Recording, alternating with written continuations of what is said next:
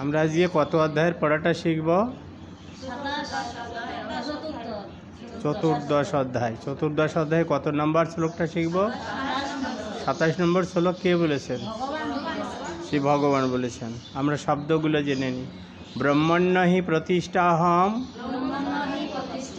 অমৃতস্য অব্যয়স্য স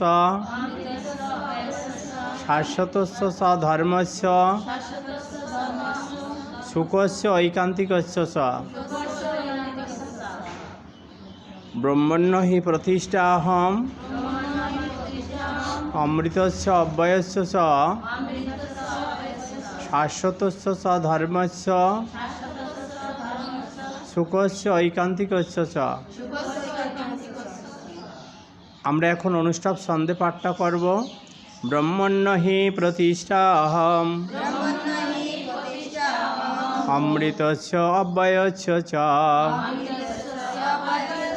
শাশ্বতস্য চ ধর্মস্য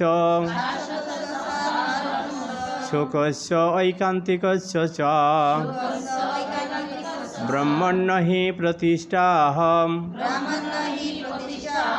অমৃতস্য অব্যয়স্য চ শাশ্বতস্য চ ধর্মস্য সুখস্য ঐকান্তিকস্য চ।